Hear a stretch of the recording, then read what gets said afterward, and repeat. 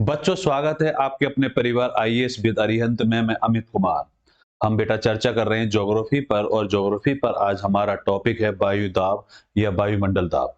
उस पर करेंगे विस्तार से चर्चा। एक बार सभी बच्चे जुड़ जाएं क्लास के साथ और अपने सभी साथियों को बता दें कि अरिहंत की तरफ से जो बेहतरीन आपके लिए श्रृंखला चल रही है प्रीलिम्स पॉसिबल, कि आपका प्रीलिम्स कंफर्म निकलेगा अगर आप इस श्रृंखला के साथ जुड़ते हैं और अपने प्रति आप ईमानदार हैं, तो आपका प्रीलिम्स कंफर्म निकलेगा। अब जो मैं आपके साथ चर्चा कर रहा हूं बेटा ज्योग्राफी पर, ज्योग्राफी की बात करें तो ये आपके लिए प्रीलिम्स पॉसिबल के नाम से अरिहंत की तरफ से एक बेहतरीन बुक निकाली गई है, जो आप ऑनलाइन और ऑफलाइन दोनों ही मोड में आप मार्केट से या ऑनलाइन अपने घर मंगा सकते हैं। इस बुक की खासियत क्या है बेटा? देखिए, आईएएस पीसीएस की 1990 से लेकर 2023 तक के जितने भी एग्जाम हुए हैं, उनके इंपॉर्टेंट सभी प्रश्नों को आपको इस बुक के अंदर मिलेंगे। मेन बात यह आती है इस बुक के अंदर कि आप इस बुक में देखेंगे chapter wise, topic wise division किया गया है हर टॉपिक का। और सबसे बेहतरीन बात जो इस बुक की मुझे लगती है, वो है आपके लिए नॉलेज प्लस। नॉलेज प्लस क्या है? नॉलेज प्लस का मतलब कि जो इंपॉर्टेंट बात है, जो आपको लगता है कि ये पॉइंट हमें कहीं से मिल जाता तो और अच्छा कॉन्सेप्ट हमारा क्लियर हो जाता, तो वो सभी बिंदु आपको इस बुक के अंदर मिलेंगे। अगर कोई टॉपिक है, कोई प्रश्न ऐसा है जिस पर और विस्तार की आवश्यकता है, वो सभी बिंदु आपको यहाँ जरूर मिलेंगे। सबसे मेन बात कि एरर इसमें नहीं है। पूरी सावधानी बरती गई है कि एरर इस बुक में ना रहे। प्रैक्टिस के लिए आपके लिए अलग से 4500 क्वेश्चन दिए गए हैं विगत वर्ष के, ताकि आप अपनी बेहतर तरीके से और तैयारी कर सके।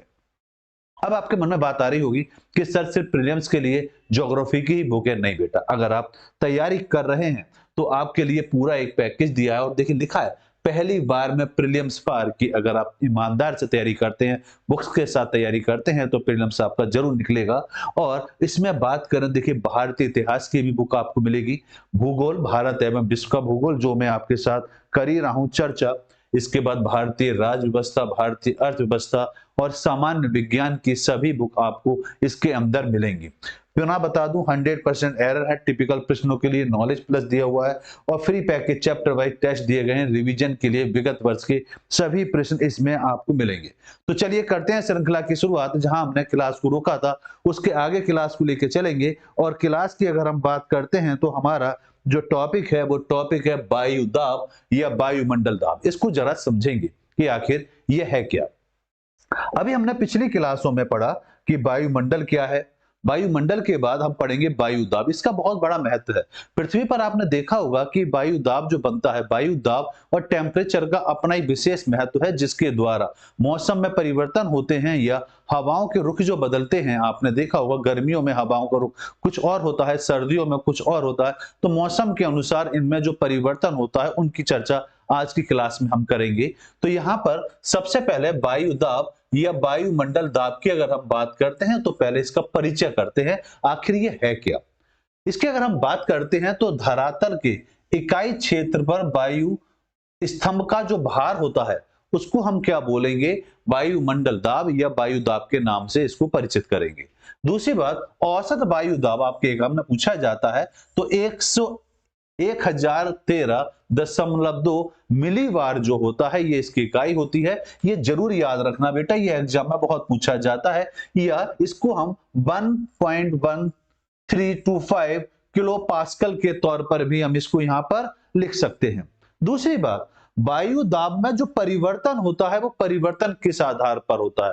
तो कल की क्लास में हमने देखा था कि टेम्परेचर जो बढ़ता है, वो गर्म नीचे से ऊपर की ओर जाते हुए दिखाई देता है कि टेम्परेचर में परिवर्तन होता है। तो वो बात बिल्कुल क्लियर है। ऊंचाई के साथ वायु दाब में क्या होती है? कमी होती है। हम में से अधिकांश लोग पहाड़ों पे घूमने गए होंगे, तो वहां पर ऐसा आपने जरूर महसूस किया होगा। क्यों? ऊंचाई पे जाने पर क्या होता है? वायु दाब में क्या होती है? कमी होती है। इसका सीधा साधा एग्जाम्पल या प्रैक्टिकली तौर पर अगर हम देखेंगे, तो यहां पर आपको स्पष्ट होगा कि यहां पर दिखाई देगा कि जो परिवर्तन होगा वो इसके आधार पर होगा। भाई, वायु दाब में परिवर्तन का कारक कौन सा होता है, किस आधार पर? तो वो क्लियर है कि आप पृथ्वी से चाहे आप उत्तर दिशा की ओर जाएं या दक्षिण दिशा की ओर जाएं, दोनों ही कंडीशन में आपको साफ साफ दिखाई देगा सूर्य का उत्तरायण एवं दक्षिणायन। उत्तरायण दक्षिणायन का मतलब क्या है बेटा? उत्तरायण दक्षिणायन का मतलब सीधा सीधा है बेटा, ये पृथ्वी है। अब पृथ्वी का ये नॉर्थ पोल है और ये साउथ पोल है। भाई वायु दाब जो निर्भर करेगा वो विषुवत रेखा के आधार पर निर्भर करेगा। जैसे जैसे नॉर्थ पोल की ओर चलेंगे या साउथ पोल की ओर चलेंगे, तो जिस तरह से आप नॉर्थ पोल की या साउथ पोल की ओर चलेंगे, उच्च वायु दाब में क्या होती चली जाएगी, अपने आप ही कमी होती चली जाएगी। और स्थल एवं जल के स्वभाव में क्या होता चला जाता है, अंतर होता चला जाता है। बिल्कुल क्लियर हो जाता है, क्योंकि नॉर्थ पोल में अगर देखेंगे तो स्थल भाग ज्यादा पाया जाता है, जबकि साउथ पोल में देखा जाए तो इसका भाव पूर्ण रूप से दिखाई देता है। दूसरा, वायु दाब का अगर मापन किया जाए, तो इसके मापन की अगर हम बात करें कि इसका मापन किस आधार पर किया जाता है, तो मापन अगर देखेंगे तो पारा वायु दाब मापी के द्वारा किया जाता है। या इसके बाद अगर हम करें कि दूसरा कौन सा पॉइंट है जिसके द्वारा की जाती है, तो निर्देव बैरोमीटर का उपयोग भी किया जाता है वायु दाब के मापन के तौर पर। तो वायु दाब के मापन के तौर पर स्पष्ट रूप से देखेंगे, एक तो पारा वायु दाब मापी का प्रयोग किया जाता है, दूसरा निर्देव बैरोमीटर का प्रयोग किया जाता है। भाई पठन में अचानक या तेजी से गिरावट तूफान का मौसम को संकेत देता है। जो यंत्र होता है उसके द्वारा पता कैसे चलता है कि आंधी आएगी, तूफान आएगी, वर्षा आएगी, तो इसके आधार पर देखा जाता है कि पठन में अचानक तेजी या गिरावट आती है। जो मापन यंत्र होता है उसमें अचानक या तो तेजी आए या गिरावट आए, तो वो संकेत होता है कि उस एरिया में जहां पर वो यंत्र रखा हुआ है, तो स्पष्ट होता है कि वहां पे क्या आएगा, तूफान आएगा। और पठन का पहले गिरना और फिर धीरे धीरे बढ़ना वर्षा की स्थिति को दर्शाता है। तो यहाँ पर जो बातों को और अच्छी तरीके से समझेंगे, बिल्कुल क्लियर हो रहा है कि जो आपका स्केल है या मापी है, उसके पाठन की अगर हम बात करें तो अचानक से तेजी हो जाए, एकदम तेज हो जाए और एकदम या तो गिर जाए, तो इस स्थिति में हम कहेंगे कि उस क्षेत्र में क्या आएगा, आपका तूफान आने की संभावना बनती है। लेकिन अगर पहले गिरे और फिर धीरे धीरे क्या हो, वो बढ़ता है, तो पहले तो वो गिरा और फिर धीरे धीरे अगर बढ़ रहा है, तो वो स्थिति दर्शा रहा है कि उस क्षेत्र में क्या होगी, वर्षा की संभावना बनती है। इसी तरह पठन का धीरे धीरे बढ़ना साफ मौसम का संकेत देता है। अगर वो धीरे धीरे बढ़ रहा है तो वो संकेत देता है कि उस क्षेत्र में क्या हो रहा है, मौसम पूर्ण रूप से साफ होता है। आइए इसको और अच्छी तरीके से इस माध्यम से हम समझते हैं कि ये क्या है। ये मेन पॉइंट है, इसको जरा ध्यान से समझेंगे। भाई ये जो सेंटर रेखा है, ये आपकी भूमध्य रेखा है, जहां पर निम्न वायु दाब हमेशा बना रहेगा। ये ध्यान रखेंगे, निम्न वायु दाब जो बना रहेगा हमेशा भूमध्य रेखा पर ही बना रहेगा, क्योंकि यहां पर हमेशा जो मौसम रहता है एक समान बना रहता है, और गर्मियों के दिनों में अधिकांश तौर पर यह बना रहेगा। और गर्मी का भाव देखा जाए तो गर्मी का भाव भूमध्य रेखा पर स्पष्ट रूप से दिखाई देता है। अब देखिए, वायु दाब वितरण को प्रभावित करने वाले अगर कारक की बात करें कि कौन कौन से कारक हैं जिनके द्वारा वायु दाब को क्या करा जा सकता है, प्रभावित किया जा सकता है, तो एक तो है ऊंचाई के आधार पर। बिल्कुल क्लियर करा कि ऊंचाई जैसे जैसे बढ़ेगी वायु दाब क्या होता चला जाएगा, कम होता चला जाएगा। भाई तापमान के आधार पर प्रभावित होता है। वायु प्रभाव मतलब हवा के रुख के आधार पर वायु दाब क्या करा जाता है, निर्धारित किया जाता है। पृथ्वी के घूर्णन की दिशा के आधार पर भी वायु दाब में क्या होता है, परिवर्तन होता है। जबकि जल वाष्प की बात करें तो पिछली क्लास में बिल्कुल स्पष्ट से पढ़ा कि जल वाष्प के द्वारा पृथ्वी के वायुमंडल में क्या क्या खास परिवर्तन होते हैं। अब देखिए, विषुवत रेखीय निम्न वायु दाब पेटी, विषुवत रेखीय मतलब भूमध्य रेखीय जो वायु दाब पेटी है, यहां पर आपको क्या क्या परिवर्तन दिखाई देते हैं। तो यहां पर देखेंगे अत्यधिक न्यून दाब पेटी बनेगी। तो ये बात मैंने बेटा अभी स्पष्ट करी कि निम्न वायु दाब जो मिलेगा वो हमेशा भूमध्य रेखा पर मिलेगा। या कोई भी पॉइंट अगर आपको मिलता है और ये कंफर्म करने के लिए कहे कि कहां पर निम्न वायु दाब बनेगा, तो जो क्षेत्र गर्म क्षेत्र होगा, आपके सामने 4 ऑप्शन है, 4 ऑप्शन में देखिए कौन सा क्षेत्र है जहां पर भाग ज्यादा गर्म पाया जाएगा, उस क्षेत्र में निम्न वायु दाब स्पष्ट रूप से दिखाई देगा। भाई विषुवत रेखा के 5 डिग्री उत्तर और दक्षिणी गोलार्ध में यह स्थित होता है, जो भूमध्य रेखा है। भाई भूमध्य रेखा के आप साफ साफ उत्तर की ओर 5 डिग्री और दक्षिण की ओर जो 5 डिग्री भाग होता है, इस भाग में सबसे निम्न वायु दाब स्पष्ट रूप से दिखाई देता है। तो पूछा जाए कि निम्न वायु दाब सबसे कम कहां दिखाई देगा, भूमध्य रेखा पर 5 डिग्री उत्तरी अक्षांश और 5 डिग्री दक्षिणी अक्षांश पर स्पष्ट रूप से आपको यहां दिखाई देता है। जबकि व्यापारिक पवनों पर का विसरण होता है, और आईटीसी जेड जोन क्या होता है, विद्यमान होता है। कि जो आईटीसी जेड क्या होता है, इसकी चर्चा भारत का जब मौसम पढ़ेंगे वहां पर चर्चा करेंगे। आईटीसी जेड आपने देखा होगा बेटा, आपने कुछ इस तरह का मैप देखा होगा, कभी आपने मौसम के बारे में अगर जानकारी की होगी तो इस तरह का एक मौसम ग्राफ सा बनता है। ये ग्राफ एक तरीके से बताता है कि मौसम किस रुख में चल रहा है, किस तरफ चल रहा है, इस दिशा की ओर संकेत करता है, और ड्रॉल डंप पेटी इस पर निर्भर करती है। अब बात आती है कि आपका उपोष्ण उपोष्ण जलवायु दाब पेटी क्या होगी। भाई उपोष्ण वायु दाब की बात करें तो उपोष्ण वायु दाब जो होगा ये होगा उत्तरी दिशा में और ये होगा नॉर्थ पोल में। अब इनका क्षेत्र अगर देखें, जैसे भूमध्य रेखीय निम्न वायु दाब जो था, इसका जो एरिया था ये था आपका 5 डिग्री साउथ और 5 डिग्री नॉर्थ में था। जबकि अगर नॉर्थ और साउथ में अगर देखेंगे तो ये स्पष्ट है, 35 से 30 डिग्री के मध्य का जो भाग होगा, चाहे वो नॉर्थ में हो या साउथ में हो, वहां पर हमेशा उपोष्ण वायुदाब पेटी ही बनेगी। तो देखिए 30 डिग्री साउथ और 35 डिग्री साउथ के मध्य जो वायुदाब बनेगा वो उपोष्ण वायुदाब के नाम से जाना जाएगा। इसी तरह नॉर्थ में देखेंगे बेटा तो नॉर्थ में भी 30 डिग्री नॉर्थ और 35 डिग्री नॉर्थ के मध्य जो वायुदाब बनेगा उसको उपोष्ण वायुदाब के नाम से संबोधित किया जाएगा। अब देखिए गतिजन वायुदाब पेटी होती है, मतलब यहाँ पर गति तेज होती है, दोनों गोलार्धों में 35 से 35 के मध्य स्थित होती है। अश्व अक्षांश के नाम से भी इसको क्या जाना जाता है, अश्व के आधार पर। क्यों? क्योंकि यहाँ पर वायुदाब क्या होता है, उच्च होता है, ज्यादा होता है, इसलिए इस नाम से भी इसको संबोधित किया जाता है। अगला है आपका ध्रुव वाला उपध्रुवीय निम्न वायुदाब। उपध्रुवीय मतलब या तो नॉर्थ ध्रुव की तरफ या दक्षिण ध्रुव की तरफ। तो उच्च मतलब उत्तरी ध्रुव, ध्रुवों के आधार पर निम्न वायुदाब, और उपध्रुवीय निम्न वायुदाब तो नॉर्थ और साउथ दोनों में बनेगा।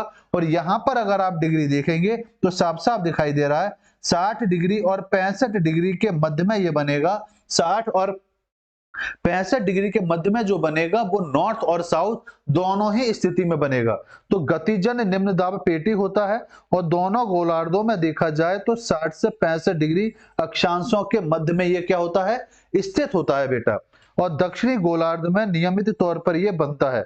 जबकि ध्रुवीय उच्च वायुदाब पेटी की अगर हम बात करेंगे तो ये तापजन निर्मित होता है। तापजन मतलब टेम्परेचर पर निर्भर होता है, टेम्परेचर के आधार पर ये डिपेंड करता है। दूसरा अगर आप देखेंगे तो यहां पर आएगा आपका दोनों गोलार्धों में 80 डिग्री उत्तरी अक्षांश और दक्षिणी गोलार्धों के ध्रुवों पर ऋतु दृष्टि विपोज अवस्थिति के तौर पर बनता है। तो ये जरूर याद रखेंगे, ध्रुवीय उच्च वायुदाब जो बनता है 80 डिग्री नॉर्थ और 80 डिग्री साउथ के आसपास जाकर ये स्पष्ट तौर पर बनता है। और यहां पर आप देखेंगे तो यहां मौसम हमेशा ठंडा ही रहेगा। ठीक, आगे आते हैं, आगे बात को और समझते हैं। चलिए अब जितना हमने पढ़ा फिलहाल उसके अकॉर्डिंग देखते हैं कि कितने प्रश्न आपके सही होते हैं। पहला प्रश्न है कि वायुदाब सबसे कम कहां होता है। अभी मैंने आपके साथ चर्चा करी निम्न वायुदाब और उच्च वायुदाब के आधार पर भूमध्य रेखा पर, और 30 डिग्री 35 डिग्री नॉर्थ और साउथ के आधार पर स्पष्ट करा। और मैंने एक बात बिल्कुल स्पष्ट बताई कि ऐसा क्षेत्र जहां पर सबसे ज्यादा टेम्परेचर हाई रहेगा या गर्मी का प्रभाव ज्यादा होगा वहां पर स्पष्ट तौर पर ऐसा प्रभाव बनता है। तो जरा बताएं वायु दाब सबसे कम कहां बनेगा। यूपी पीसीएस प्री 2014 का यह प्रश्न है। भाई शीत ऋतु में बनेगा बेटा, बसंत ऋतु में बनेगा, शरद ऋतु में बनेगा या ग्रीष्म ऋतु में बनेगा। तो यहां पर अगर देखें तो बिल्कुल क्लियर है भाई, तापमान के कारण वायु हल्की हो जाती है और हल्की होने पर वो क्या करने लगती है, फैलने लगती है। अभी मैंने बताया था कि जहां टेम्परेचर ज्यादा होगा और टेम्परेचर अगर ज्यादा होगा तो वो क्षेत्र कैसा होगा, ग्रीष्म ऋतु होगा। अब ग्रीष्म ऋतु में जब टेम्परेचर ज्यादा हो जाएगा तो वायु क्या हो जाएगी, हल्की हो जाएगी, और हल्की होने पर कई क्षेत्रों में क्या हो जाएगी, वो कम दाब वाली प्रभावित हो जाती है। तो इसका सही आंसर जो हुआ वो आंसर बनेगा आपका डी। जाइए चलिए व्याख्या भी देखते हैं। यही तो खासियत है इस बुक की कि हर पॉइंट को बड़ा बेहतर तरीके से आपके लिए लाया गया है। देखिए तो यहां बात तो बिल्कुल क्लियर है बेटा कि आंसर तो सर डी ही होगा। भी ग्रीष्म ऋतु में तापमान अधिक होने के कारण वायु दाब सबसे कम होता है। तो यह बात बिल्कुल क्लियर। तापमान के कारण वायु हल्की होकर फैलती है जिससे इकाई क्षेत्र पर कम दाब डालती है। वायु दाब पृथ्वी के वायुमंडल के किसी सतह की एक इकाई पर उसके ऊपर ही हवा के दबाव द्वारा लगाया गया एक बल होता है। अर्थात ये पृथ्वी पर हवा द्वारा दबाव होता है और वायु दाब को बैरोमीटर से मापा जाता है। तो ये वायु दाब को किसके आधार पर मापा जाता है? बैरोमीटर के आधार पर मापा जाता है। ये बात भी याद रखेंगे कि वायु दाब को इस मीटर के अकॉर्डिंग मापा जाता है। बादल और वायुमंडल क्या तैरना किस कारण होता है? बादलों का और आपके जो वायुमंडल है वो आपने देखा होगा वो तैरते रहते हैं, वो किस आधार पर होता है? झारखंड पीसीएस प्री 2008 का ये प्रश्न आपसे पूछा जा रहा है। ताप के द्वारा होता है, दाब के द्वारा होता है, समुद्र से दूरी के आधार पर होता है या श्यानता के आधार पर होता है? भाई आंसर देते चलेंगे सभी बच्चे, एक बार आंसर जरूर दें, वीडियो को लाइक शेयर भी करते चलें, अपने सभी साथियों को बताएं कि भाई अरिहंत की तरफ से बेहतरीन आपके लिए प्रीलिम्स पॉसिबल के नाम से जो सीरीज चल रही है, आइए उसमें भाग लेते हैं। तो देखिए, बादल और वायुमंडल के तैरना किसके कारण होता है? तो अभी मैंने बताया था बेटा वो किस पर डिपेंड करता है, वो दाब पर निर्भर करेगा, और दाब जो डिपेंड करता है वो निम्न दाब जो बनेगा वो हमेशा ग्रीष्म ऋतु में बनेगा, जिसकी चर्चा अभी मैंने आपके साथ स्पष्ट करी। भाई जब ग्रीष्म ऋतु में होगा तो वायु दाब हल्की हो जाएगी, और हल्की होने पर ही ये आपके बादल और वायुमंडल जो है वो क्या करता है? तैरता है। तो इसका सही आंसर होगा बी। और दूसरा अगर देखें तो पृथ्वी गुरुत्वाकर्षण शक्ति का भी अपना यहाँ पर एक विशेष महत्व होता है। चलिए आइए अगले प्रश्न पर, चलिए पहले इसकी चर्चा कर लेते हैं। तो इसका आंसर हुआ आपका बी। बी बिल्कुल सही आंसर है।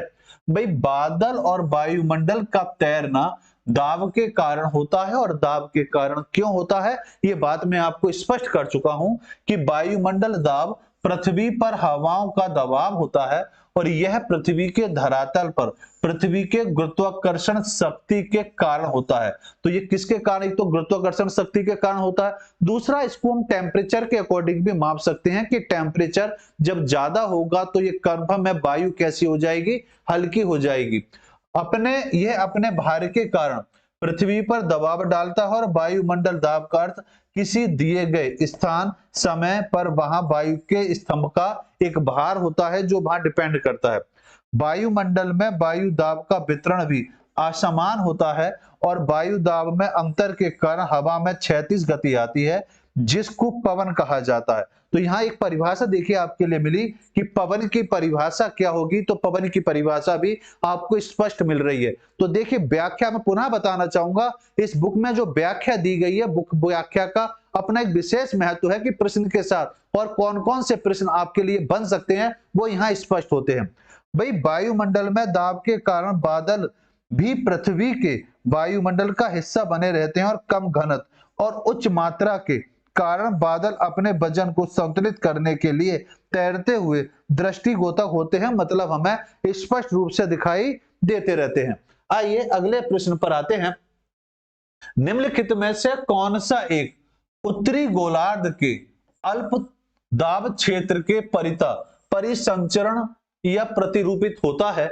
आपका प्रश्न है यूपी पीसीएस प्री 2015 का ये प्रश्न आपसे पूछा जा रहा है, और देखते हैं इसका सही आंसर सबसे पहले कौन सा बच्चा देगा कि वामावर्त और केंद्र से दूरी पर निर्भर करेगा, दक्षिणावर्त और केंद्र से दूरी पर निर्भर करेगा, वामावर्त और केंद्र की ओर होगा, या दक्षिणावर्त और केंद्र की ओर होगा? तो जल्दी से बताएंगे कि इस क्वेश्चन का सही आंसर क्या होगा। भाई आंसर देते चलेंगे सभी बच्चे, सबसे जल्दी से आंसर दीजिए कि इस क्वेश्चन का सही और सटीक आंसर क्या होगा। भाई देखिए उत्तरी गोलार्ध में अल्पदाब का क्षेत्र जो बनता है वो हमेशा केंद्र की ओर बनता है। चक्रवात का नाम सुना होगा, निम्न चक्रवात। तो निम्न चक्रवात जो बनता है वायुमंडल का क्या होता है? केंद्र होता है, और ये केंद्र से बाहर की ओर निकलता है। भाई चक्रवात की अगर हम बात करेंगे तो ये दो प्रकार का होता है, एक होता है जो केंद्र से बाहर की ओर चलता है, और एक होता है जो केंद्र की ओर चलता है। तो यहां पर दोनों बातों को समझेंगे। तो ये एक तो केंद्र की ओर चलता है और एक केंद्र के बाहर की ओर चलता है।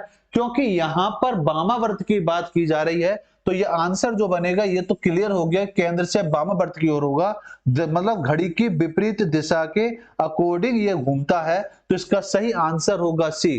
तो बिल्कुल क्लियर आंसर इसका क्या है? सी। आइए व्याख्या को जरा समझते हैं। भाई उत्तरी गोलार्ध में, बिल्कुल आंसर आपका देखिए स्पष्ट है, सी हो गया। भाई उत्तरी गोलार्ध में अल्प दाब का क्षेत्र परिता, परिसंचरण का प्रतिरूप वामाव्रत और केंद्र की ओर होता है, वामाव्रत और केंद्र की ओर होता है।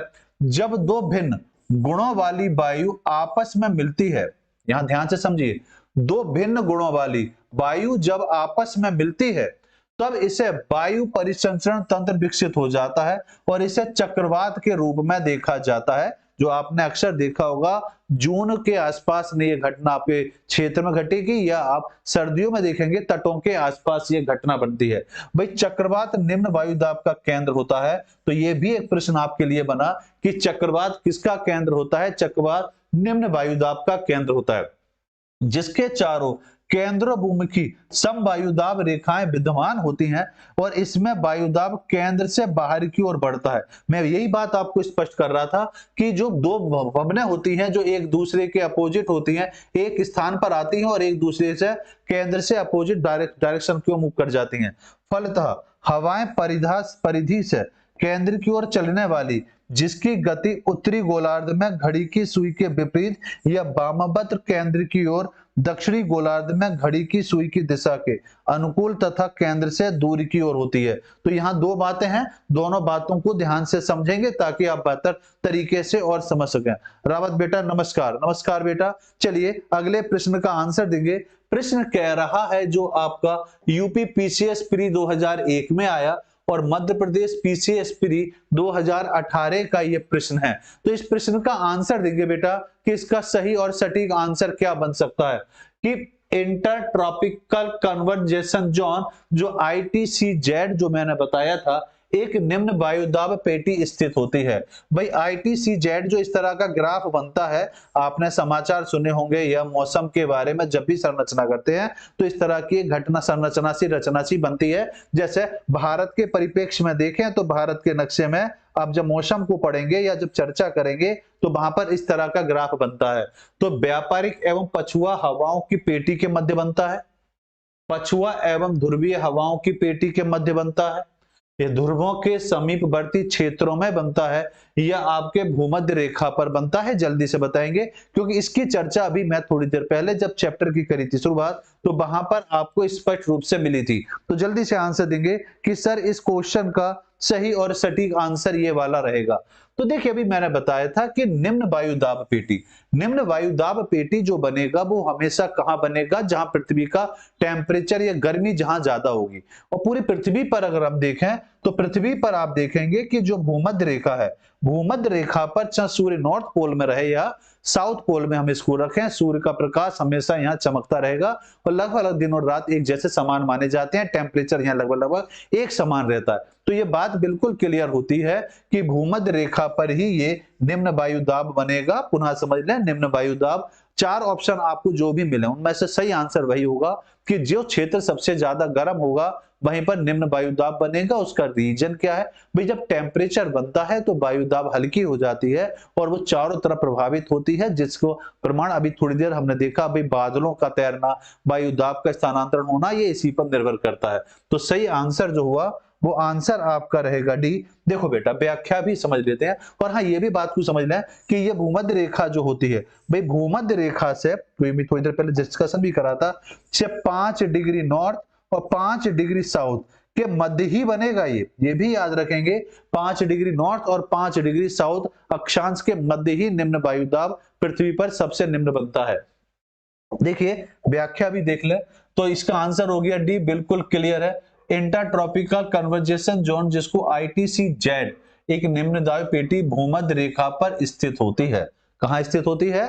भूमध्य रेखा पर स्थित होती है। इसका विस्तार भूमध्य रेखा या विषुवत रेखा के समीप 5 डिग्री उत्तर और दक्षिणी अक्षांशों के बीच होता है। भाई भूमध्य रेखा पर जो सूर्य की किरणें होती हैं लगातार और सीधी पड़ती हैं, जिसकी चर्चा पिछले हम कई क्लास से इस पॉइंट पर हम कर भी रहे हैं। इसलिए यहाँ निम्न वायुदाब की पेटी का निर्माण होता है और यहाँ पर हवाएं शांत रहती हैं तथा ऊपर से नीचे प्रभावित होती हैं, इसलिए इसे डोलडम भी कहा जाता है। आपने देखा होगा कि यहाँ जो पवनें चलती हैं वो पवनें कुछ इस तरह की चलती हैं, हवाएं जो चलती हैं वो बेटा कुछ इस तरह से चलती हैं। इस तरह से पवनें पृथ्वी पर चलती हैं। तो ये निम्न इधर जो चलेंगे इस तरीके से, अभी हम पढ़ेंगे आगे, इस तरह की जो पवनें चलती हैं जो उत्तर और दक्षिण दोनों ही डायरेक्शन में चलती हैं, क्योंकि एक दूसरे से, अभी पिछले क्वेश्चन आया था कि वो कैसे चलती हैं, वामावर्त चलती हैं और केंद्र से बाहर की ओर चलती हैं। तो ये देखिए वामावर्त भी चलेंगी, वामावर्त भी चलती हैं और एक दूसरे के केंद्र से बाहर की ओर चलती हैं। तो इसका सही आंसर जो हुआ वो आंसर बनेगा आपका डी। अगला प्रश्न है आपके लिए, बड़ा बेहतरीन प्रश्न है जो यूपी पीसीएस प्री 2002 का ये आपके लिए प्रश्न आया है। हॉर्स अक्षांश किसके वायुमंडलीय दाब का कटिबंधों में होता है? ध्रुवीय उच्च दाब पर होता है, विषुवतीय निम्न दाब पर होता है, उपोष्ण उच्च दाब पर होता है, या ध्रुवीय निम्न दाब पर होता है? तो इसका सही आंसर क्या होगा, जल्दी से बताएंगे कि सर इसका सही और सटीक आंसर क्या होगा। जी जल्दी से फटाफट दीजिए आंसर। क्वेश्चन आपके सामने है और क्वेश्चन नंबर आपके सामने है 5। तो देखिए इसकी बात करें तो मैंने आपको बताया था उत्तर या दक्षिण दोनों कंडीशन में देखेंगे। अभी थोड़ी देर पहले डिस्कशन करा तो वहां पर आप 30 डिग्री और 35 डिग्री के मध्य जो बनता है, 30 डिग्री और 35 डिग्री चाहे नॉर्थ अक्षांश में ले लो या साउथ अक्षांश में ले लो, दोनों ही स्थिति में यहां पर बनता है। तो वो जो बनेगा वो आपका उपोष्ण उच्च दाब होगा। तो इसका सही आंसर होगा आपका सी। सी इसका बिल्कुल राइट आंसर है। आइए देखिए भाई, देखो बिल्कुल क्लियर है बेटा कि आंसर इसका क्या है, सी है, जिसको हॉर्स अक्षांशी या उपोष्ण उच्च दाब वाले वायुमंडलीय दाब का कटिबंधों में होता है। हॉर्स अक्षांश उत्तरी और दक्षिणी गोलार्ध में पछुआ या व्यापारिक पवनों की पेटियों के मध्य पाई जाने वाली उपोष्ण कटिबंधीय उच्च वायुदाब है। तो ये बात देखिए एक और आपके लिए बनी, 30 डिग्री और जो 35 डिग्री का है, इनके मध्य की अगर हम बात करेंगे तो यहां पर दक्षिणी गोलार्ध में पछुआ, उत्तरी अक्षांश और दक्षिण पछुआ और व्यापारिक पवनों की पेटियों के मध्य पाई जाती हैं। तो यहाँ दो पेटियां हैं, चाहे उत्तरी दक्षिणी, तो पछुआ पवन और ऊपर आएंगे तो व्यापारिक पवन के मध्य जो बनती है उसी को हम बोलते हैं हॉर्स अक्षांश के तौर पर इसको हम जानते हैं। दूसरा, जो सामान्यतः 35 से 35 अक्षांशों के मध्य स्थित होती है। मौसम परिवर्तन के कारण यह पेटी सूर्य के साथ उत्तर और या दक्षिण में खिसकती रहती है और इस पेटी के प्रति चक्रवातीय दशाएं पाई जाती हैं, जिससे वायुदाब में स्थिरता रहती है और पवन का संचार अत्यंत मंद होता चला जाता है। बिल्कुल रावत बेटा, वेरी गुड बेटा, बिल्कुल सही आंसर है आपका सी, इसका बिल्कुल सही आंसर है। अब देखिए यूपी लोअर पीसीएस 2008 का ये प्रश्न है और इसका आंसर तो बिल्कुल सही आना चाहिए। देखिए अब तो है ना, निम्न अक्षांश उत्तरी या दक्षिण अक्षांश में किसे आप हॉर्स अक्षांश से संबंधित करेंगे? अभी हमने चर्चा करी है बेटा, और अब तो आप इसका आंसर जरूर दे देंगे कि सर इसका आंसर तो हमें पता चल गया कि इसका आंसर क्या हो सकता है। तो जल्दी से बताएंगे कि इस क्वेश्चन का सटीक आंसर क्या होगा। देखिए अभी क्लियर करा ना, हॉर्स अक्षांश, तो हॉर्स अक्षांश चाहे उत्तरी अक्षांश हो या दक्षिणी अक्षांश हो, तो वो किनके मध्य पाया जाता है? पछुआ पवन है और व्यापारिक पवनों के मध्य ये पाया जाता है। व्यापारिक और उनकी पवनों की बात करेंगे तो 30 डिग्री से 35 डिग्री के मध्य ये पाया जाएगा। चाहे नॉर्थ की तरफ जाएं या हम साउथ की तरफ जाएं, तो बिल्कुल क्लियर यहाँ जो आंसर बनेगा वो आंसर बनेगा आपका 30 डिग्री। 30 डिग्री होगा, मतलब आंसर हुआ आपका ए। बहुत बढ़िया। तो चलिए पुनः समझ लेते हैं। तो ये क्लियर हो गया कि आंसर तो सर इसका ए ही होगा। नमस्ते बेटा, नमस्ते, नमस्कार, श्री राधे राधे कृष्णा बेटा। देखिए हॉर्स अक्षांश भूमध्य रेखा के 30 से 35 डिग्री उत्तर व दक्षिणी, उत्तरी और दक्षिणी गोलार्धों में पाई जाने वाली एक उपोष्ण कटिबंधीय उच्च वायु पेटी होती है। ये पेटी पछुआ और व्यापारिक पवन पेटियों के बीच में पाई जाती है, जहां हवाएं कैसी होती हैं?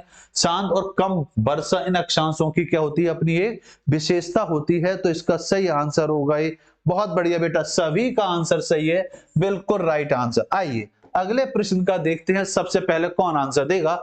आईएएस प्री 2007 का यह प्रश्न आपके लिए लाया गया है और प्रश्न कह रहा है बेटा, निम्नलिखित कथनों पर करिए विचार, और विचार ये करना है कि सागरों के ऊपर लगभग 30 डिग्री से 35 डिग्री उत्तरी दक्षिणी अक्षांशों पर विद्यमान दो कटिबंधों में से प्रत्येक हॉर्स अक्षांश कहलाता है।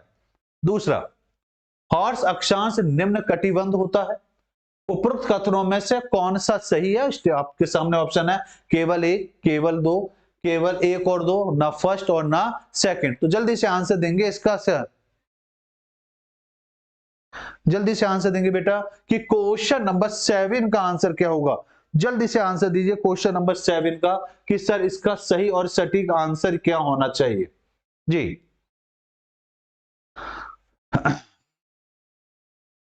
देखिए तो बात को जरा समझे, तो ये बात तो हम काफी देर से डिस्कशन भी कर रहे हैं कि 30 डिग्री और 35 डिग्री जहां पर पछुआ और व्यापारिक पवनों के मध्य की बात करें, जो आपका आपका कहना चाहिए उत्तर या दक्षिण दोनों ही कंडीशन में होगा, तो उस कंडीशन में ये पहला तो बिल्कुल अपने आप में सही है। अब बात आती है हॉर्स अक्षांश निम्न कटिबंध होता है। हॉर्स अक्षांश की बात करें तो ये अक्षांश निम्न नहीं, उच्च दाब का क्षेत्र होता है। ये निम्न दाब का नहीं होता, ये किसका होता है? उच्च दाब का क्षेत्र होता है। भूमध्य रेखा में उठी हुई वायु उप ध्रुवों की तरफ जब जाते हैं, ध्रुवों की तरफ जाते हैं तो निम्न वायु दाब की जो पेटी होती है वो अक्षांश के नीचे उतर जाती है, जिस कंडीशन में ये निम्न ना होकर ये हो जाता है उच्च हो जाता है। तो इसका सही आंसर जो होगा वो आंसर केवल बेटा ए होगा। यहां ध्यान से समझिए, आइए देखिए बात को जरा समझ लेते हैं। आंसर इसका सही क्या है? ए है। दिए गए कथनों में केवल एक सही है, स्पष्ट हो गया भाई। सागरों में 30 से 35 डिग्री उत्तर और दक्षिणी अक्षांशों पर विद्यमान दो कटिबंधों में से प्रत्येक को हॉर्स अक्षांश के नाम से संबोधित किया जाता है। ये बात आप बिल्कुल क्लियर है। यह क्षेत्र उपोष्ण उच्च वायुदाब पेटी के अंतर्गत आता है और इस पेटी के क्षेत्र में शीतल काल 2 माह को छोड़कर वर्ष भर उच्च ताप रहता है और उसके अतिरिक्त यहाँ उच्च वायुदाब पेटी का निर्माण होता है, जबकि निम्न अनुसार यहाँ निम्न वायुदाब होना चाहिए। यह बात समझ में आ गई? क्योंकि सेकंड स्टेटमेंट गलत है, क्योंकि हॉर्स अक्षांश उच्च दाब का क्षेत्र होता है। भूमध्य रेखा से उठी वायु उपध्रुवीय निम्न वायुदाब की इन अक्षांशों के नीचे उतरती है, जिससे उच्च वायुदाब का क्या होता है? निर्माण होता है। तो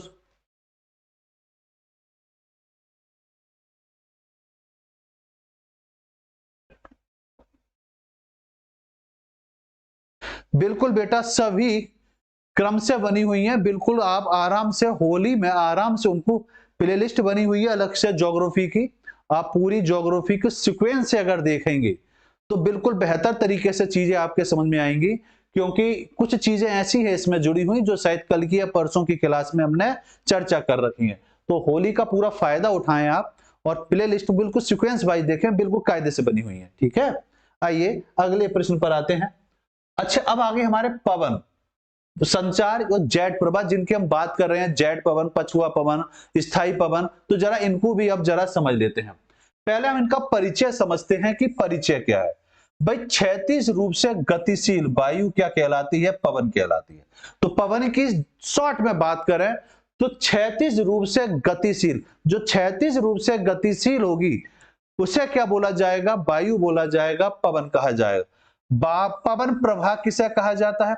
वायुमंडलीय दाब में भिन्नता के प्रमुख कारण जो होते हैं, वायुमंडल में दाब में जो भिन्नता पाई जाती है, जो अभी हम थोड़ी देर पहले पढ़ रहे थे, भाई कहीं पर उच्च है कहीं पर निम्न है, जो परिवर्तन होता है उसको क्या बोला जाता है? उसका प्रमुख कारण जो होता, ठीक है। तो यहां पर क्या कहलाएगा? भिन्नता के जो कारण बनेगा उसको पवन प्रवाह कहा जाएगा। उच्च दाब से निम्न दाब की ओर प्रवाह होता है। दूसरी बात, तो देखिए यहां पवन प्रवाह को अगर समझे तो पवन प्रवाह की दो बात बिल्कुल स्पष्ट है। एक तो वायुमंडल दाब में जो भिन्नता पाई जाएगी उसको हम पवन प्रवाह कहेंगे, और इसका जो दाब होगा उच्च दाब से निम्न दाब की ओर प्रवाह होगा। प्रभाव कैसा होगा? उच्च से निम्न की डायरेक्शन में होगा। जबकि पवन मापन की बात करें तो पवन मापन वेगमापी या एनीमोमीटर के द्वारा किया जाता है, ये हम सभी स्पष्ट रूप से जानते हैं।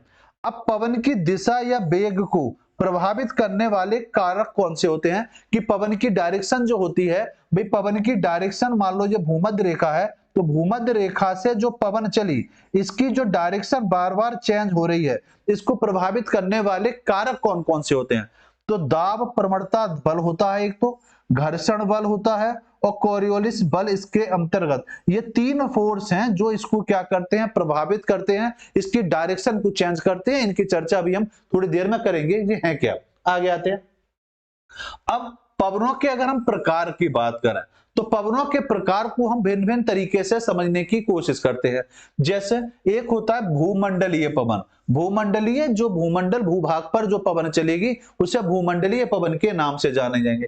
अन्य नाम, यहां से क्वेश्चन आपका डायरेक्ट बनेगा कि उसके क्या क्या नाम बनते हैं। तो नाम कहेंगे तो प्रचलित पवन कहलाता है, स्थायी पवन कहा जाता है, यह ग्रही पवन कहा जाता है। तो देखिए अभी हम चर्चा कर रहे थे ना स्थायी पवन, तो स्थायी पवन किसे कहा जाता है? अभी हमने दो चीजों की चर्चा करी पिछले टॉपिक पे, पछुआ पवन और स्थायी पवन। तो स्थायी पवन कहां चलेगी, स्थायी पवन को क्या बोला जाएगा? तो स्थायी पवन को भूमंडलीय पवन के नाम से जाना जाता है। ये दूसरी बात, प्रचलित पवन के नाम से जाना जाता है क्योंकि ये आप देखते होंगे हमारे यहाँ जैसे लू चलने वाली है तो ये क्या है, प्रचलित पवन के नाम से जानी जाएगी। जिसी को अगर हम ऑस्ट्रेलिया में ले जाएंगे तो वो बिली विली के नाम से जानी जाएगी। तो वो डिपेंड करता है कि प्रचलन के तौर पर उसको पहले से उस विशेष क्षेत्र में किस नाम से संबोधित किया जाता है। अब विशेषता क्या होता है, वर्ष भर निश्चित दिशा में प्रवाह होती है, ये बात बिल्कुल क्लियर हो गई। जैसे हमने हमने लू की बात करी तो लू पूरे वर्ष चलेगी, पश्चिम से पूर्व की ओर चलती है और पश्चिम से जब वो पूर्व की ओर चलेगी तो वो डिपेंड करेगी भाई भारत में जो चलेगी, भारत में जो चलती है मान लेते हैं वो आपकी चल रही है मई जून में, जबकि वही पवन ऑस्ट्रेलिया में जब जाएगी तो वो जनवरी के समय में चलेगी। तो लेकिन चलेगी उसी डायरेक्शन में और उसके नाम परिवर्तन होते रहते हैं दिशाओं के और नाम के आधार पर। अब व्यापारिक पवनों को अगर हम देखें तो व्यापारिक पवन जो होती हैं, क्योंकि अगर इनको विभाजित करते हैं तो प्रमुख पवन कौन कौन सी हैं जो भूमंडलीय पवन के दायरे में आती हैं, तो उसमें अगर देखेंगे तो सबसे पहले आएगी व्यापारिक पवन। उपोष्ण उच्च वायु दाब से विषुवतीय निम्न वायु दाब की ओर जो प्रभावित होती है। उपोष्ण उच्च वायु दाब क्या है भाई, उपोष्ण उच्च वायु दाब ये वाला जो पेट है, ये वाला क्षेत्र जो है, यहां से आपके निम्न वायु दाब की ओर जो नीचे की ओर चलेंगी वो इसके अंतर्गत आएंगी। जबकि पछुआ पवनों की बात करें, ये बड़ी इंपॉर्टेंट है क्योंकि पछुआ पवनों का अपना एक विशेष महत्व होता है पूरी ज्योग्राफी में। भाई सर्वाधिक विकास जो होता है इनका 40 से 65 डिग्री अक्षांशों के मध्य में होता है। ये बिल्कुल याद रखेंगे कि पृथ्वी के चाहे उत्तरी पोल में जाएं या नॉर्थ पोल में जाएं, नॉर्थ या साउथ पोल किसी में भी जाएंगे तो इनका जो महत्व जो होगा वो आपको कहां मिलेंगी, 40 डिग्री से 65 डिग्री के मध्य में ये पाई जाएंगी। अब इनके प्रमुख नाम कौन कौन से हैं, किसके, पछुआ पवन जो होते हैं। ये गरजता चालीसा, ये बहुत पूछा जाता है, देखा होगा कि गरजता चालीसा कौन से अक्षांश में पाया जाता है। अगर आप प्रैक्टिस सेट करते हैं तो वहां पर यह क्वेश्चन आपको कई बार मिला होगा। तो वो कितने पर है, 40 डिग्री अक्षांश के निकट, या 40 डिग्री अक्षांश होगा या उसके आसपास, जो भी ऑप्शन आपको दिया गया होगा वो आंसर होगा। प्रचंड 50, प्रचंड 50, तो देखो नाम से गरजता चालीसा, तो चालीसा मतलब 40 डिग्री, प्रचंड 50 तो 50 डिग्री अक्षांश। अब नॉर्थ और साउथ दोनों ही कंडीशन में होगा। चीखता 60, तो यह 60 लिखा है तो 60 डिग्री, बिल्कुल क्लियर हो गई यहां तक बात। अब जबकि ध्रुवों पे जो पवनें चलती हैं, चाहे वो नॉर्थ पोल को ले लें या हम साउथ पोल को ले लें, तो वो जो होगी ध्रुवीय उच्च वायुदाब से उप ध्रुवीय निम्न वायुदाब की ओर प्रभावित होंगे, मतलब ऊपर से नीचे की ओर क्या होंगी, ये प्रभावित होंगी। आगे आते हैं और बात को समझते हैं। अब पवनों के प्रकार की अगर हम बात करें तो अभी हमने भूमध्य पवनों के आधार पर देखा।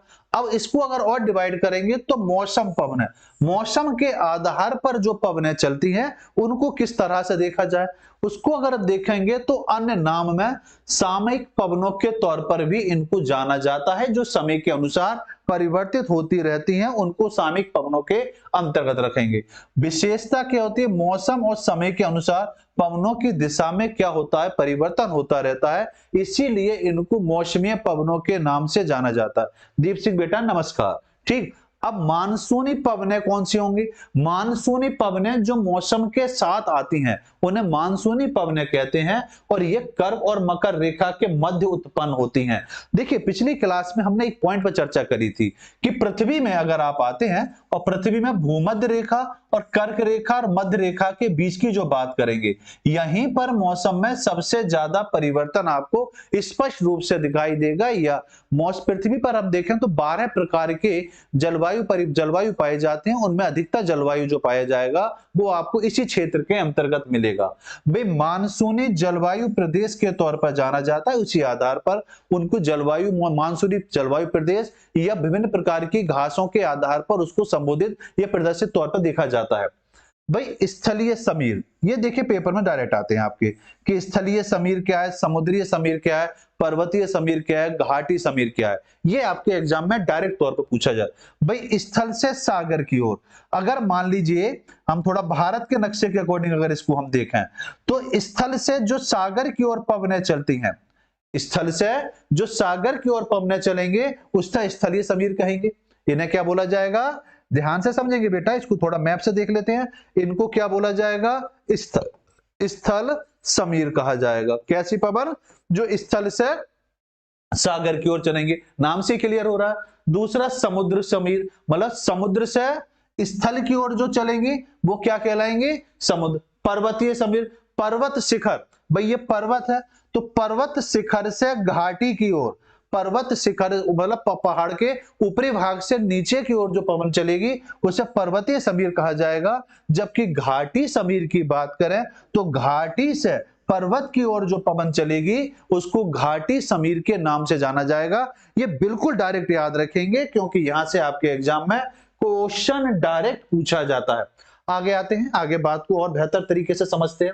अब देखिए ये कुछ पॉइंट हैं जिनको आपको याद करना ही पड़ेगा और इनके अलावा कोई दूसरा ऑप्शन है नहीं, ये आपको कंफर्म याद करने हैं। ये है क्या, यहां साफ साफ दिख रहा है कि अगर हम देखते हैं तो ये क्लियर है कि पवनों के प्रकार आपको दिए गए हैं।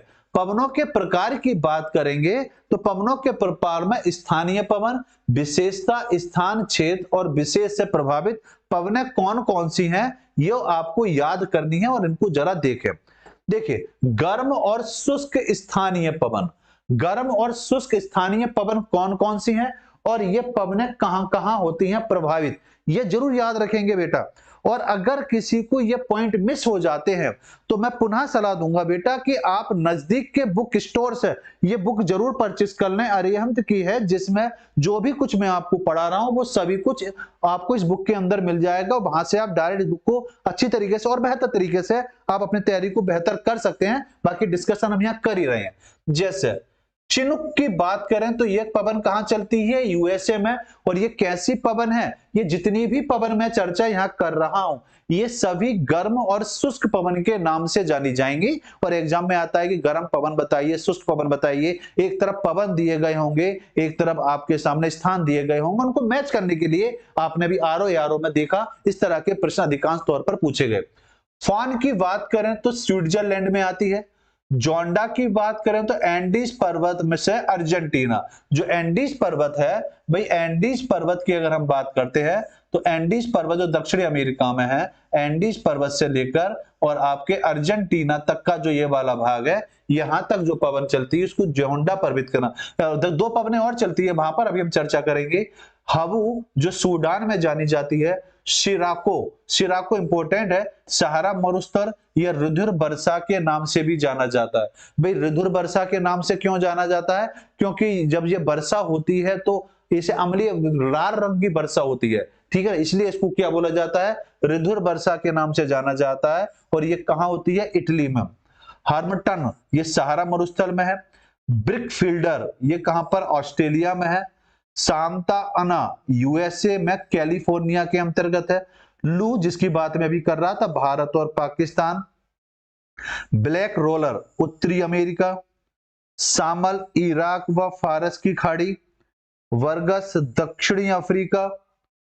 सीमू या सेमू कह सकते हैं ईरान में। काराबुरान मध्य अमेरिका, मध्य एशिया। यामो जापान। आपका टेम्परोल मध्य अमेरिका। और खमसियन ये मिस्र के अंतर्गत आती हैं। जबकि और बात करें तो यहां पर दिया ठंडी पवनें कि ठंडी पवनें कहां कहां चलती हैं और उनको किस किस नाम से जाना जाता है। तो इसमें आता है एक मिस्ट्रल जो कहां पर है, आपके फ्रांस में। बोरा है जो सर्बिया के एड्रियाटिक तट के इर्द गिर्द जो पवन चलती है उसको बोरा बोला जाता है, जो कैसी पवन है, आपकी ठंडी पवन के तौर पर जानी जाती है। ट्रेमोंटाना की बात करें तो इटली में है। पोनेंट्री कहां पर है? फ्रांस में है। पेम्पेरा, ये बहुत पूछी जाती है आपकी, पेम्पेरा जो अर्जेंटीना व उरुग्वे के मध्य पाई जाती है। पावा गोमा जो मैक्सिको में है आपकी। जोरन जूरा पर्वत से जेनोवा के मध्य आती है। नॉर्थन टेक्सास और यूएसए के मध्य है। नॉट्री मध्य अमेरिका। विलजार्ड की बात करें साइबेरिया एवं उत्तरी अमेरिका। बुरान की बात करें रूस और मध्य एशिया। आपका पारगा या पुरगा की बात करें अलास्का और साइबेरिया में। ग्रेलाली की बात करें दक्षिणी यूरोप। लेवांटर लेवेस की बात करें दक्षिणी स्पेन और फ्रांस के मध्य। और 22 की बात करें फ्रांस और दक्षिणी वेस्टर्न की बात करें तो जो आपकी ऑस्ट्रेलिया के आसपास आती है। तो ये बहुत इंपॉर्टेंट है, इनको जरूर याद करेंगे।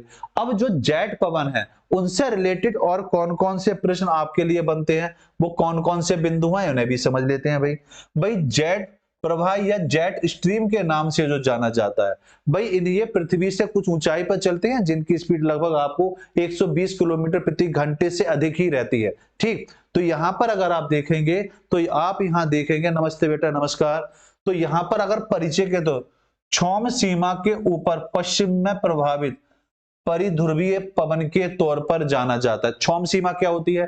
भाई क्षौम सीमा ये होती है बेटा, कल की क्लास में आपने चर्चा करी थी कि जो क्षोभ मंडल होता है, ये क्या होता है बेटा? आपका क्षोभ मंडल होता है। और ये मंडल कहां पाया जाता है? पृथ्वी के 8 किलोमीटर से 18 किलोमीटर के मध्य का जो भाग है जहां पर हम लोग रह रहे हैं, ये वाला क्षेत्र जो है ये क्षोभ मंडल है। प्राकृतिक आपदाएं, मौसम में जो परिवर्तन होता है वो इसी के अंतर्गत आता है। इसके ऊपर का जो मंडल होता है इसको समताप मंडल बोला जाता है। इसको क्या बोला जाता है बेटा? समताप मंडल बोला जाता है। कल की क्लास में इस पर चर्चा करिए। तो समताप मंडल और क्षोभ मंडल के मध्य जो लाइन जो आती है, कौन सी लाइन? ये वाली लाइन, ये जो लाइन है इस लाइन को बोला जाता है आपका क्षोभ सीमा। तो क्षोभ सीमा के ऊपर जो पवन चलती है उस पवन को हम जेट प्रवाह या जेट स्ट्रीम के नाम से जाने जाते हैं। और ये पवन ज्यादातर तौर पर आप भारत के इर्द गिर्द जाएंगे तो हिमालय में आपको ये स्पष्ट तौर पर दिखाई देती है। दूसरी बात अगर हम करते हैं तो आप समझेंगे कि विसर्पित लहरदार धारा के रूप में प्रभावित होती है। 120 किलोमीटर प्रति घंटे से अधिक वेग में चलती है। संकरी सर्पिला आकार के तौर में चलती है। ध्रुवीय जेट वायु धाराएं, तो जेट प्रवाह के नाम से जिनको जाना जाता है ध्रुवीय जेट वायु धाराओं के तौर पर उनको संबोधित किया जाता है। ध्रुवीय वाताग्री जेट स्ट्रीम के तौर पर इनको जाना जाता है। उष्ण कटिबंधीय पूर्वी जेट धारा के नाम से जाना जाता है और उपोष्ण कटिबंधीय पछुआ जेट धारा के नाम से इनको संबोधित किया जाता है। मैं मानता हूं ये बहुत इंपॉर्टेंट पॉइंट हैं जिनकी चर्चा आपके द्वारा जो आपके लिए की जा रही है, तो इनको जरूर याद रखेंगे। आइए आगे समझते हैं और बात को। जितना भी अभी तक हमने डिस्कशन करा, अब आपने उन चीजों को याद किया, समझा। अब देखते हैं कि आपके कितने क्वेश्चन आए जिनके आंसर आप सही दे पाते हैं। पहला प्रश्न आपके सामने है, यूपी पीसीएस प्री 2015 का ये प्रश्न आपसे पूछा जा रहा है जी।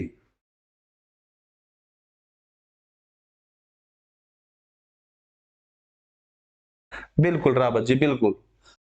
तो देखिए मध्य अक्षांश क्षेत्रों में मौसम में दैनिक परिवर्तन होने का कारण क्या होता है? मध्य अक्षांश जो होता है, मध्य अक्षांश रेखा जो होती है जिसको भूमध्य रेखा के या विषुवत रेखा के नाम से हम संबोधित करते हैं, तो मौसम में दैनिक परिवर्तन होने का कारण क्या होता है?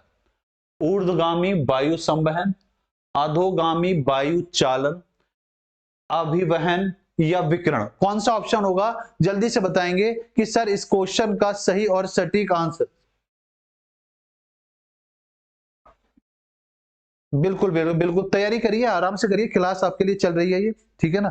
जल्दी से बताएं बेटा कि इसका सही आंसर क्या होगा? मध्य अक्षांश क्षेत्रों के मौसम में दैनिक परिवर्तन होने का कारण क्या होता है? तो जहां पर जो कारण होगा भाई वायु का चलना होगा, कि मौसम में जो भी परिवर्तन होगा वो किस पर डिपेंड करेगा? वायु पर निर्भर करेगा, वायु दाब पर निर्भर करेगा। तो इसका सही आंसर जो होगा वो आंसर क्या होगा? आपका बी इसका बिल्कुल सही और सटीक आंसर होगा। देखो बेटा समझने की कोशिश करेंगे कि जो बिंदु अभी हमने डिस्कशन करे तो ये बिल्कुल क्लियर हो गया। सर आंसर इसका क्या है? आंसर इसका बी है। तो यहां पर देखेंगे मध्य अक्षांश क्षेत्रों के मौसम में जो दैनिक परिवर्तन होने का मुख्य कारण क्या है? अधोगामी वायु चालन है कि वायु में जो परिवर्तन होता है, वायु में देखा होगा आपने सुबह अपने अपने इर्द गिर्द देखिए भाई, ज्योग्राफी आपके इर्द गिर्द है। आप ये देखिए कि सुबह पवन का रुख और होता है, दोपहर को रुख और हो जाता है, शाम को कुछ और हो जाता है, रात्रि में कुछ हो जाता है। तो दैनिक परिवर्तन में मुख्य भूमिका के तौर पर वायु के चलन वायु की दिशा पर निर्भर करता है। ठीक, उच्च पठारों और हिम क्षेत्रों में घाटी में सबसे बहने वाली ठंडी वायु को अवरोही या अधोगामी पवन कहते हैं।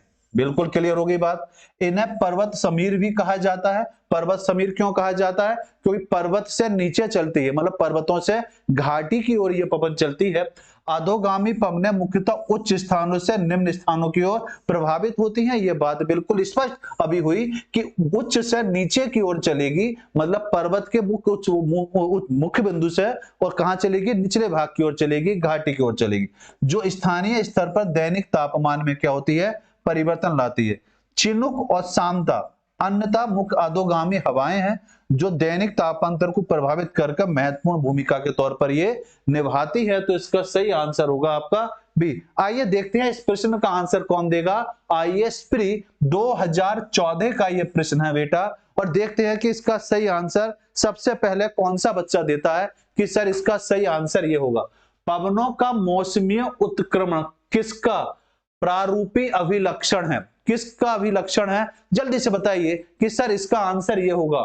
भूमध्य रेखीय जलवायु होगा, भूमध्य सागरीय जलवायु होगा, मानसूनी जलवायु होगा, या सभी आंसर इसके अंतर्गत आएंगे? जी जल्दी से आंसर देंगे बेटा, जल्दी से आंसर दीजिए इसका सही। भाई पवन, देखिए क्वेश्चन को ध्यान से समझिए। पवनों का मौसमी उत्क्रमण, इस पर क्वेश्चन को पकड़ने की कोशिश करेंगे तो जल्दी से बात को समझ पाएंगे।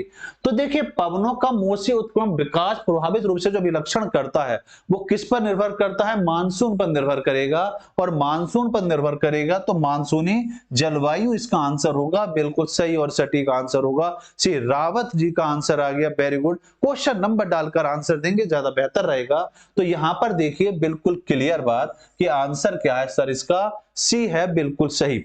अब देखिए भाई पवनों का मौसमी उत्क्रमण मानसूनी जलवायु का प्रारूपिक अभिलक्षण है, क्योंकि इस जलवायु में कुछ महीने तक पवनें स्थल से सागर की ओर प्रभावित होती हैं। कहां प्रभावित होती हैं?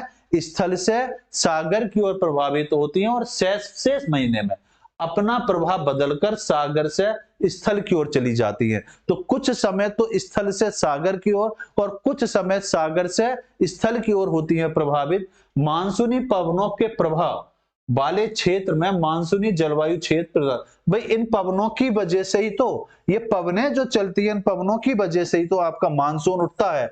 और ये मानसून भारत को जब पढ़ेंगे तो वहां से आप समझने की बेहतर तरीके से कोशिश करेंगे। जब हमारी क्लास मानसून वाली आएगी तब आप देखना, वहां आपको बेहतर तरीके से चीजें कॉन्सेप्ट क्लियर होंगे कि ये भारत के परिप्रेक्ष्य से चीजों को समझेंगे तो ज्यादा बेहतर तरीके से चीजों को समझ में आएगा। जैसे अगर विश्व के अकॉर्डिंग हम देखें तो संपूर्ण विश्व में अगर देखें कि मानसून की शुरुआत कहां से होती है, तो संपूर्ण विश्व को अगर आप देखेंगे तो संपूर्ण विश्व में जो मानसून होता है, मानसून की अगर हम कहें कि मानसून की शुरुआत किस जगह से होती है, तो वो क्षेत्र है आपका ये वाला तट, पेरू तट। पेरू तट है, यहां से शुरुआत होती है और यही पूरी दुनिया में बरसता है आपका पानी। तो यहां से बरसात की शुरुआत होती है कि मानसूनी जलवायु जो बनता है वो यहां से आपके लिए बनता है। ठीक, आइए नेक्स्ट प्रश्न पर आते हैं। तो ये बिल्कुल क्लियर है कि इसका सही आंसर जो होगा आपका सी आंसर होगा। तो देखिए इसका सर्वाधिक प्रभाव दैनिक पूर्वती और चीनी जापानी, ठीक है ना, इसके अंतर्गत आएगा। तो चीन जापान में देखा जा सकता है। डॉक्टर श्याम शास्त्री के अनुसार मानसून बड़े पैमाने पर विस्तृत क्षेत्रों में चलने वाली मौसमी पवनें हैं। तो मौसमी पवनें जो आपके लिए बनती हैं वो कहाँ, एक साइकिल प्रोसेस होता है, और साइकिल प्रोसेस की शुरुआत कहां से होती है? पेरू तट से होती है, और वो धीरे धीरे चलता है और उसके समय के साथ साथ वो आगे जैसे बढ़ता रहता है वो साइकिल प्रोसेस पूरा अपडेट होता रहता है और आगे चलता रहता है। ठीक है ना, जिनकी दिशा में मौसम में क्या होता है? परिवर्तन के साथ उत्क्रमण हो जाता है। भूमध्य सागरीय जलवायु में भी पवनों के प्रभाव में मौसमी बदलाव आता है, लेकिन इनका प्रारूप क्या होता है? विलक्षण तौर पर दिखाई नहीं देता। आइए अगले प्रश्न पर आते हैं, और अगला प्रश्न आपसे कह रहा है जो आईएएस प्री 2020 का प्रश्न है, इसका आंसर दीजिए कि सर इसका आंसर क्या बन सकता है। निम्नलिखित में से कौन सी एक पवन के बढ़ते हुए वेग का सही अनुक्रम बताइए, कि उनका क्रम बताना है, क्रम के आधार पर बढ़ते क्रम में बताना है कि सही ऑप्शन कौन सा होगा।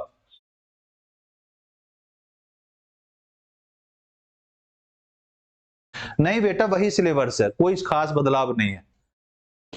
मंद समीर होता है, सबल समीर होता है, झंझा होता है या प्रभंजन होता है। सबल समीर, मंद समीर, प्रभंजन या झंझा। मंद समीर, झंझा, सबल समीर, प्रभंजन, प्रभंजन, मंद समीर, झंझा या सबल समीर। तो जल्दी से बताइए, इनको क्रम से लगाइए, क्रम से लगाकर बताइए कि इसका सही और सटीक आंसर क्या हो सकता है। ये जल्दी से आंसर देंगे कि सर इस क्वेश्चन का, क्वेश्चन नंबर 3 का सही आंसर क्या होगा।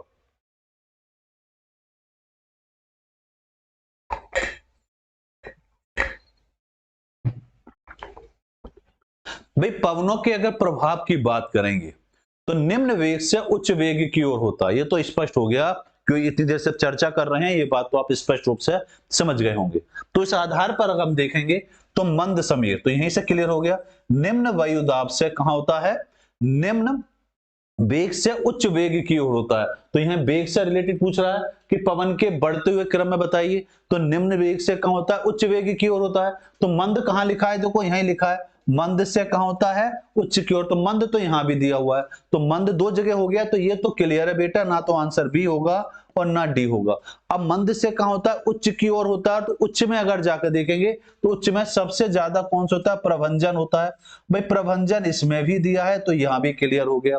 अब आता है कि सबल समीर या झंझा, तो झंझा जो होता है वो सेकंड रेंज पर माना जाएगा, क्योंकि इसके अकॉर्डिंग चला जाए। तो सही आंसर जो बनेगा वो आंसर इसका जो रहेगा वो आंसर आपका बनेगा ए होगा बिल्कुल राइट आंसर। देखिए समझिए, तो देखिए आंसर बिल्कुल क्लियर है कि आंसर इसका क्या होगा, ए होगा।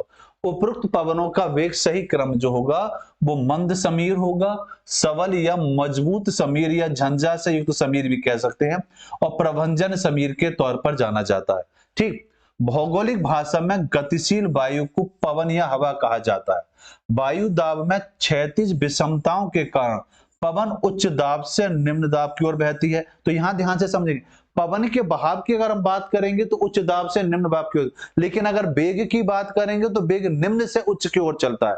वहां क्वेश्चन पूछा जा रहा है वेग, तो वेग निम्न से उच्च की ओर चलेगा, जबकि पवन की बात करेंगे तो पवन उच्च दाब से निम्न दाब की ओर चलती है। इस बात को ध्यान से समझेंगे। भाई पवनों की गति वायु की भिन्नता के आधार पर निर्भर करती है। वायु दाब में भिन्नता की गति जितनी अधिक होती है, पवनें उतनी ही तीव्र गति से क्या होती हैं, बहती हैं। जब वायु दाब ढाल तीव्र होता है तो पवनें तीव्र गति से, और जब वायु दाब ढाल निम्न होता है तो पवनें निम्न गति से प्रभावित होती हैं। अब देखिए यहां से, इस प्रकार वेग जो होता है निम्न वेग से उच्च वेग की ओर प्रभावित होता है, और जो क्रम आपका स्पष्ट तौर पर यह बनता है। तो यहां पर 2 बातें आपके समझने योग्य हैं जिनकी आपको जरूरत है समझने की।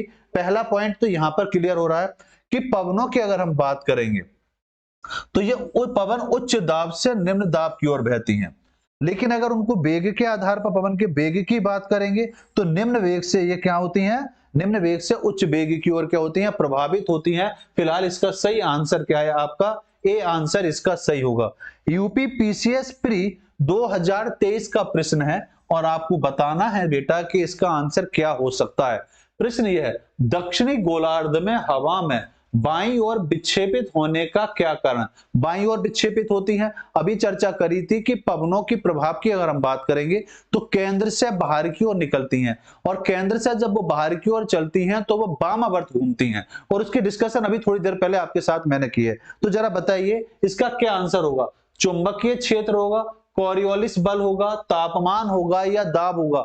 शुरुआत में मैंने डिस्कशन ये भी करा आज की क्लास में कि वो किस पर अकॉर्डिंग, किस पर निर्भर करती हैं, किस पर प्रभावित करती हैं। तो कौन सा होगा जल्दी से बताएं।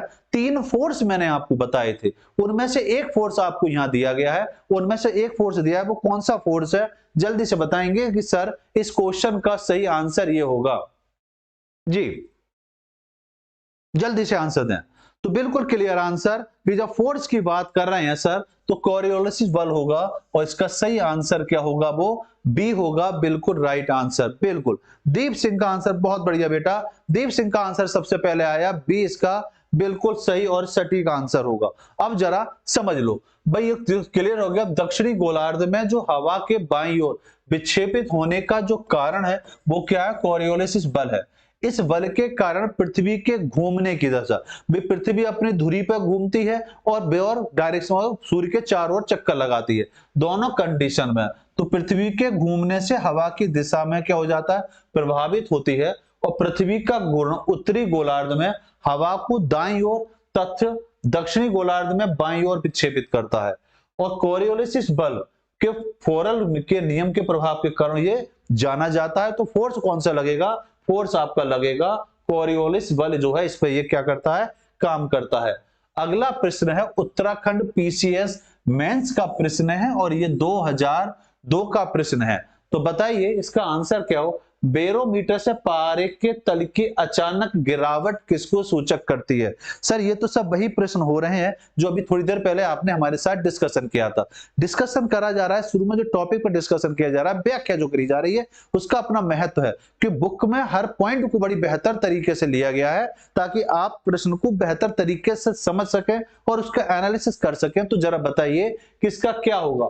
मौसम साफ होगा, तूफान के संकेत करेगा, बर्फबारी का संकेत करेगा, या भारी वर्षा को संकेत करता है। बैरोमीटर के पारे के तल का अचानक गिरना, या तो अचानक उठ जाए या अचानक गिर जाए। तो एकदम उठ जाना और एकदम गिर जाना दोनों ही कंडीशन में अगर हम बात करेंगे तो वो किसको संकेत करता है, जल्दी से बताएं कि सर इसका जो आंसर बन सकता है वो आंसर ए होगा, बी होगा या सी या डी होगा। क्वेश्चन नंबर 5 का आंसर देंगे तो यहां पर देखेंगे अचानक तल के अचानक गिरावट किसको संकेत करता है, ये तूफान की ओर संकेत करता है। तो इसका सही और सटीक आंसर होगा बी होगा। चलिए बेटा, क्लास में पहली बार आए, बहुत बहुत धन्यवाद। क्लास कैसे लगेगी क्लास के बाद जरूर बताना, ठीक है। आगे देखिए, बात को जरा समझते हैं बेटा। तो यहां बात करते हैं, बी इसका सही आंसर है। भाई बैरोमीटर में पारे के तल की अचानक गिरावट तूफान क्या क्या करता है, सूचक करता है। बैरोमीटर एक वायु दाब मापने वाला क्या एक संयंत्र है। यदि बैरोमीटर का पाठ्यांक धीरे धीरे कम हो और वर्षा का संभावना बनती है, अगर वो धीरे धीरे कम होगा तो किसको बताएगा, वर्षा को, और अचानक गिरता है तो वो किसको बताएगा, आपके तूफान की ओर संकेत करता है। यदि बैरोमीटर पैमाने में वृद्धि हो जाए तो वो क्या करता है, धीरे धीरे अगर वृद्धि होती है तो वो किसको संकेत करेगा कि मौसम कैसा है, आपका साफ है उस क्षेत्र में जहां पर ये मौसम ये यंत्र लगा होगा। आइए, यूपी पीसीएस प्री 2021 का प्रश्न बेटा आपसे पूछा जा रहा है और बताएंगे इसका आंसर क्या होगा। निम्नलिखित कथनों पर करिए विचार कि स्टेटमेंट कौन सा सही हो। उष्णकटिबंधीय क्षेत्रों में व्यापारिक पवनों के प्रभाव के कारण पूर्वीय खंडों की तुलना में महासागरों के पश्चिमी खंड अधिक उष्ण होते हैं। दूसरा, शीतोष्ण क्षेत्र में पश्चिमी पवनें पश्चिमी खंडों की तुलना में महासागरों के पूर्वी खंडों को अधिक उष्ण बनाते हैं। मतलब इस क्वेश्चन का आंसर थोड़ा हमने थोड़ी देर पहले डिस्कशन करा है, अगर पता है तो बताएं, क्योंकि इसकी चर्चा करीब मैं मानता हूं 15-20 मिनट पहले हुई है। केवल फर्स्ट और सेकंड, ना फर्स्ट है और ना सेकंड है। जरा अपने विवेक से बताएंगे कि सर इस क्वेश्चन का जो आंसर बन सकता है वो आंसर ये बनेगा। जी जल्दी से बताएं। पीयूष जल्दी से बताइए बेटा, पीयूष बताइए, दीप सिंह बताइए, एमपी पीसीएस बताइए, जल्दी बताएं। रावत जल्दी से फटाफट देंगे बेटा कि इस क्वेश्चन का सही आंसर सर ये हो सकता है। देखिए यहां बात को जा, उष्ण कटिबंधीय क्षेत्रों में व्यापारिक पवनों के प्रभाव के कारण पूर्वी खंडों की तुलना में महासागरों में पश्चिमी खंड अधिक उष्ण होते हैं। ये बात बिल्कुल क्लियर है कि इसका बिल्कुल, क्योंकि 5 डिग्री से लेकर 30 डिग्री के मध्य, क्योंकि निम्न जो बना होता है भाई, निम्न जो बना होता है भूमध्य रेखा के 5 डिग्री नॉर्थ और 5 डिग्री मध्य, देखिए 5 डिग्री से 30 डिग्री के मध्य का जो क्षेत्र होता है, यहां पर जो कंडीशन बनती है वो यही बनती है कि उष्णमंडलीय क्षेत्रों में व्यापारिक पवनों के प्रभाव के कारण जो होता है वो पूर्वी खंडों की तरह महासागरों पश्चिमी खंड क्या होता है, अधिक होता है। जबकि शीतोष्ण क्षेत्र की बात करें, शीतोष्ण क्षेत्र जो शुरू होता है वो 45 डिग्री नॉर्थ और साउथ से शुरू होता है और वहां पर अगर हम बात करेंगे तो पवनें पश्चिमी खंडों की तुलना में महासागरों पूर्वी खंड को अधिक क्या करते हैं, प्रभावित करती हैं, कि डायरेक्शन उनकी क्या हो जाती है, वहां पर चेंज हो जाती है। तो ये ऑप्शन भी सही है और पहला और दूसरा सही है। तो आंसर जो बनेगा वो आंसर बना आपका सी होगा, बिल्कुल राइट आंसर। देखिए यहां बात को और समझने की कोशिश करते हैं, जो बच्चे अभी अभी जुड़े हैं वो यहां बात को समझेंगे कि सर आंसर तो इसका क्या है, सी होगा। सी बिल्कुल सही आंसर है जी। किसने आंसर दिया, राणा कुमार ने आंसर दिया बी। वेरी गुड बेटा। आइए जरा समझते हैं।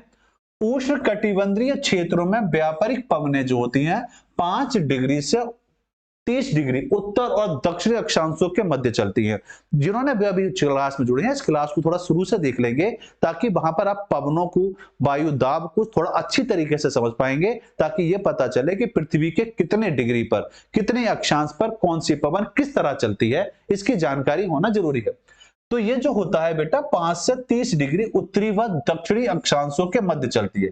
वही फेरल के नियम के अनुसार कोरियोलिस बल के प्रभाव में आकर ये पवनें उत्तरी गोलार्ध में अपने बाईं ओर और से दाईं ओर, तो उत्तरी गोलार्ध में जो पवनें चलती हैं वो कैसे चलती हैं, वो आपके बाईं से दाईं ओर चलती हैं, बाईं से दाईं ओर इस तरह चलती हैं, इस तरह चलती हैं। ये कहां चलती हैं, नॉर्थ पोल में।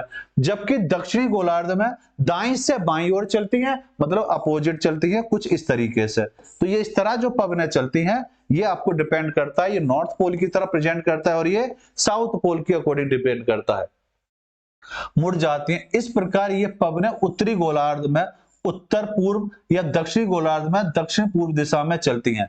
ये पवनें जब किसी महासागर को पार करके महाद्वीपों में पहुंचती हैं तब महाद्वीपों के पूर्वी भागों में अत्यधिक वर्षा करते हैं। कि वर्षा की बात करेंगे तो ये यहीं से तो कंफर्म होगा। पृथ्वी की अगर हम बात करते हैं तो ये जो सेंटर है ये आपका क्या है, भूमध्य रेखा है और पश्चिमी भाग में प्राय उष्ण रहता है, मतलब उष्ण के तौर पर जाना जाता है। इस प्रकार व्यापारिक पवनों के प्रभाव के कारण पूर्वी खंडों की तुलना में महासागर के पश्चिमी खंड अधिक क्या होते हैं, उष्ण होते हैं। उनका कारण उनकी डायरेक्शन होती है। जबकि शीतोष्ण क्षेत्र की अगर हम बात करेंगे में पछुआ पवनें उपोष्ण उच्च वायु दाब से उपध्रुवीय निम्न वायु दाब के मध्य चलती हैं। ये कौन सा भाग होता है, वो ये वाला भाग है। ये जो भाग होता है इनके मध्य जो पवनें चलती हैं, देखो बेटा इसकी चर्चा हम थोड़ी देर पहले कर चुके हैं।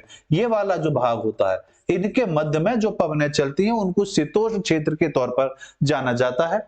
और ये पवनें उत्तरी गोलार्ध में दक्षिण पश्चिम से उत्तर पूर्व की ओर और प्रभावित होती है और अतः शीतोष्ण क्षेत्र में पश्चिमी पवन पश्चिम खंडों की तुलना में महासागर के पूर्वी खंडों की अपेक्षाकृत अधिक क्या हो जाती हैं, उष्ण हो जाती हैं। तो फिलहाल इसका सही आंसर जो होगा वो आंसर होगा आपका सी। सी होगा इसका बिल्कुल राइट आंसर।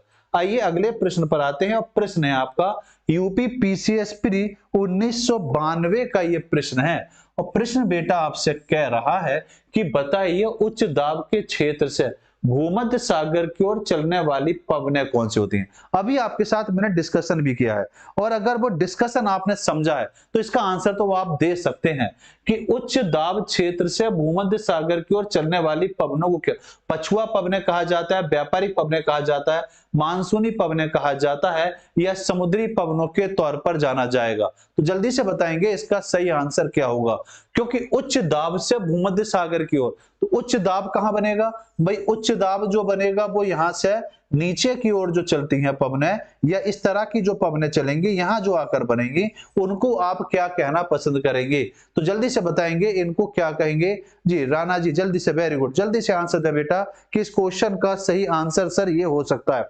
तो जब भी पवनें उच्च दाब से निम्न दाब की ओर चलती हैं तो ये कंडीशन जो बताई है भाई, शीतकाल की बात करें तो अक्षांशों में पछुआ पवनें जो होती हैं उन पछुआ पवनों के आधार पर जो ग्रीष्म काल में आकर जो मिलती हैं उनको व्यापारिक पवनों के नाम से हम जानते हैं। तो इसको सही आंसर जो बनेगा वो बनेगा आपका व्यापारिक पवनें। तो इसका सही और सटीक आंसर में नॉट बेटा ए नहीं होगा, पछुआ पवन, पछुआ पवनों का ही एक भाग है आपका, उनको बोला जाएगा व्यापारिक पवनों के आधार पर। मैं पुनः कहूंगा बेटा जो बच्चे अभी अभी जुड़े इस क्लास को, क्लास समाप्त होने के बाद तुरंत पहली बार इसकी आज की क्लास जरूर देख लें ताकि जो पवनों का कॉन्सेप्ट है वो आपका बेहतर हो सके।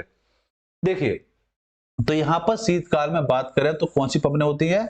ये व्यापारिक पवनें होती हैं जो 30 डिग्री से लेकर 40 डिग्री के मध्य आपके पृथ्वी के उत्तरी और दक्षिणी अक्षांश के मध्य चलती है।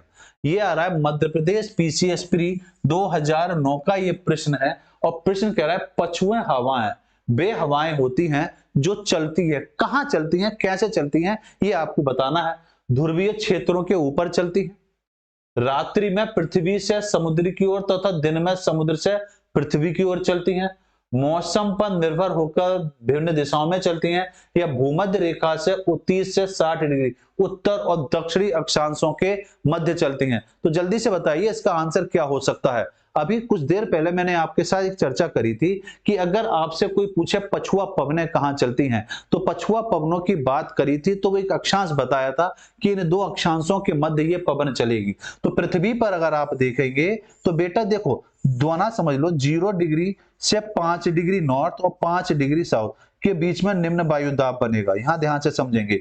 इसके बाद अगर आप आते हैं 30 डिग्री, तो 30 डिग्री से लेकर 60 डिग्री के मध्य, 30 डिग्री से लेकर 60 डिग्री के मध्य का जो भाग होगा ये वाला। और इसी तरह साउथ में अगर आएंगे, तो साउथ में अगर आप आएंगे बेटा 30 डिग्री से लेकर 60 डिग्री के मध्य का जो भाग होगा, ये वाला जो भाग होगा, यहां पर जो पवन चलेगी उस पवन को जो बोला जाएगा वो पछुआ पवन के नाम से जाना जाएगा। तो सही आंसर जो होगा वो आपका डी होगा। उत्तर और दक्षिण में 30 डिग्री और 60 डिग्री के मध्य जो पवन चलती है उसको हम पछुआ पवन के नाम से क्या करते हैं, जानते हैं। यहां अगर देखेंगे तो देखो बात बिल्कुल क्लियर है कि सर आंसर इसका क्या हुआ, डी इसका बिल्कुल सही आंसर है। भाई पछुए हवाएं वे हवाएं होती हैं जो भूमध्य रेखा से 30 से 60 डिग्री उत्तर दक्षिणी अक्षांशों के मध्य के बीच में चलती हैं, उनको कहा जाता है। इन हवाओं की दिशा उत्तरी गोलार्ध में दक्षिणी गोलार्ध से और उत्तर पूर्व तथा दक्षिणी गोलार्ध में उत्तर पश्चिम दिशा से दक्षिण पूर्व की ओर होती हैं। जैसा अभी थोड़ी देर पहले आपके सामने एक मैप मैंने बनाया था, डायग्राम बनाया था, इस तरह की ये पवनें चलती हैं। इस तरीके से ये पवनें कैसे चलती हैं, कुछ इस तरह से चलती हैं। भाई नॉर्थ पोल में इस तरह चलती हैं और साउथ पोल में ये इस डायरेक्शन में चलती हैं।